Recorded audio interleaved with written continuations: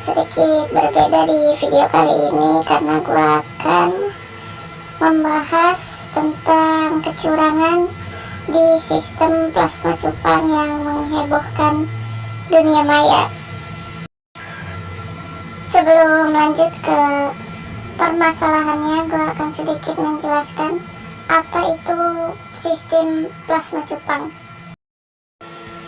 Jadi intinya plasma cupang itu adalah kerjasama antar dua pihak ya, peternak dan seller atau breeder dan seller. Jadi kolaborasi gitu guys. Jadi kalian sebagai seller saat permintaan pasar sedang tinggi ya bisa sistem plasma ya ke petani terpercaya di daerah kalian atau di luar daerah kalian. Atau kalian juga males ngebreed, bisa juga plasma gitu guys. Oke, langsung aja ke permasalahannya ya, sambil nanti sedikit-sedikit gua jelasin tentang plasma cupang. Jadi beberapa waktu lalu ada yang posting pengalamannya plasma cupang dan mengalami sedikit kendala ya. Berikut postingannya. Begini isinya. Suhu percupangan, maaf cerita dikit. Singkat cerita, saya plasma cupang. Uang plasma sudah saya lunasi di muka. Perjanjian awal setelah burayak umur semingguan dan indukan diangkat si breeder bakal japri saya supaya bisa saya ambil indukannya. Udah 3 minggu belum ada kabar. Ternyata tanpa sepengetahuan saya, pejantan saya dikawinkan dengan betina milik breeder tanpa seizin saya. Di situ juga dijelaskan dia tahu hal ini dari temannya yang biasa nongkrong di farmnya si breeder ini guys. Lanjut dia bilang, jujur saya kecewa tapi saya nggak berani negur. Karena ikan saya molor diambil ternyata karena pejantan saya sedang dikawinkan sama betina milik breeder tanpa seizin saya. Padahal waktu itu saya japri dia bilang pejantan masih jaga burayak, jangan diambil dulu. Kalau menurut para suhu baiknya gimana, mau negur tapi nggak enak, dikira gimana. Ya begitu postingannya di Facebook ya, di grup komunitas ikan cupang. Dan terus dari komentar terpopulernya ada yang seperti ini ya guys. Kata some people ini, kronologinya nggak pas dibacanya. Kalau di saya banyak yang minta nitip induk biar dikawinin sama pejantan saya. Ntar kalau pas udah netas selubukan baru diambil. Modus kan?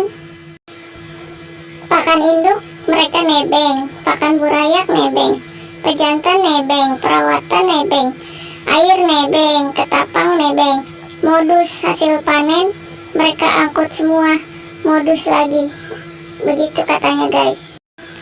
Nah ini bisa jadi salah kaprah ya guys, karena kan dia bilang banyak yang minta nitip induk. Nah ini bukan plasma berarti masuknya ya, karena kan kalau sistem plasma udah jelas ada perjanjian di awal gitu. Tergantung kesepakatan dari petani dan sellernya ya mau seperti apa. Ada yang biayanya itu per bulan dikali berapa jumlah ikan yang menetas di sana, ada yang disebut borongan ya, jadi keseluruhan berapa sampai sistemnya ini selesai gitu, sampai burayaknya diangkat. Jadi macam-macam perhitungan rupiahnya itu. Jadi kalau dibilang modus karena semua nebeng itu nggak benar ya guys, karena semua ada biayanya gitu. Kalau sistem plasma seperti ini dibilang modus ya pasti nggak bakal laku ya, nggak bakal ada yang mau nerima plasma cupang gitu. Dan udah jelas juga si penulis postingan ini tadi dia bilang bahwa biayanya sudah dilunasi semua di muka. Jadi respon orang ini tidak bisa dibenarkan ya. Oke, kita lanjut aja ke tanggapan berikutnya. segitunya tibang masalah ikan doang lo punya satu-satunya ya. Astagfirullah, terlalu barbar ya orang ini. Padahal namanya kesepakatan perjanjian ya, tetap harus bertanggung jawab ya. Gak bisa seenaknya seperti itu tanpa komunikasi. Jadi tidak patut dicontoh ya guys. Nah ini saya ambil satu contoh aja ya guys, karena cukup banyak yang menyarankan untuk minta jatah burayaknya untuk diambil juga sama si pemilik indukan ini. Dan begini kurang lebih isi komentarnya ya, kalian bisa baca sendiri. Banyak juga nih yang nyaranin kayak gini, tapi kalau menurut gue sih kayaknya nggak mungkin 100% setuju ya si breeder ya kalau harus bagi jatah burayak gitu. Kalau menurut kalian gimana guys? Dan ini beberapa cuitan-cuitan netizen yang ikut meramaikan, mengompori bisa juga, atau bahkan ngata-ngatain si breeder ya. Yang penting meramaikan postingan. Lalu ada postingan hamba Allah yang cukup mengagetkan ya. Katanya kalau merasa dirugikan lapor polisi, bakal dipanggil tuh.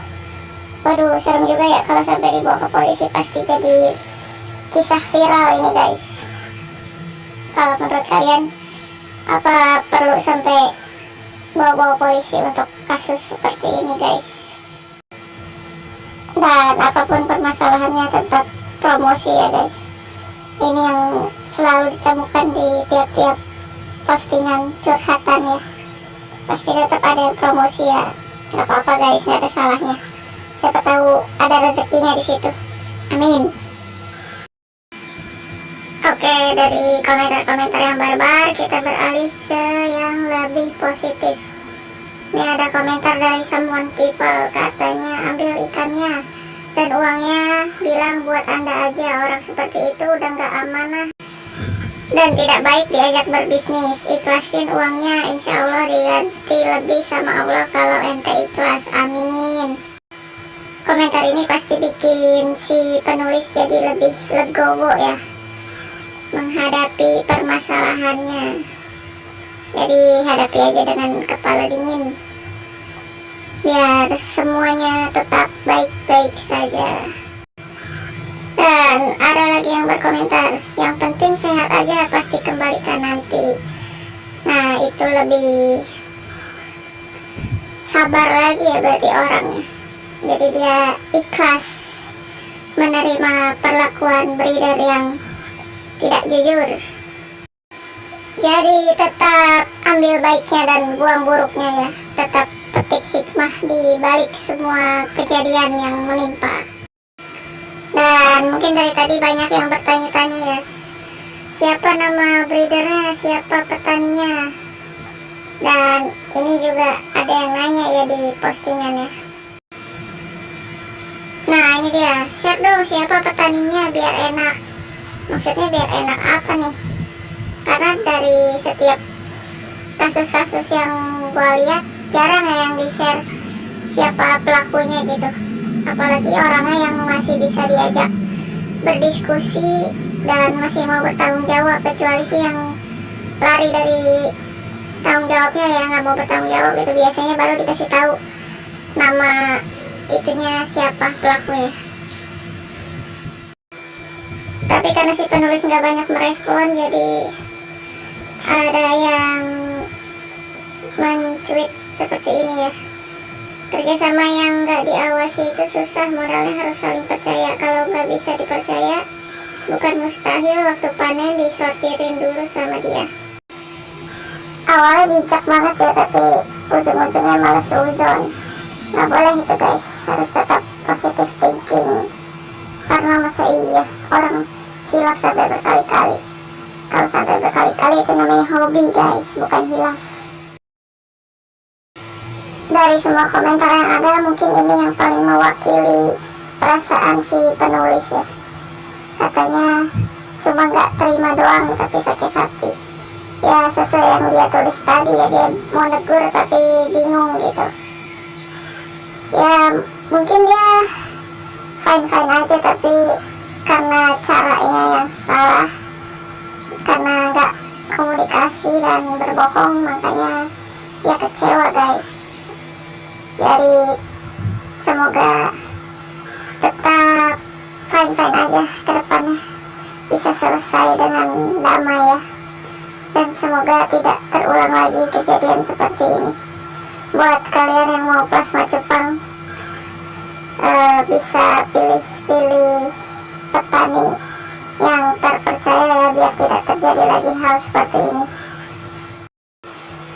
Oke, silahkan beri tanggapan positif kalian di kolom komentar, dan pesan apa yang ingin disampaikan kepada calon-calon yang ingin plasma cupang ya, dan untuk petani-petaninya juga.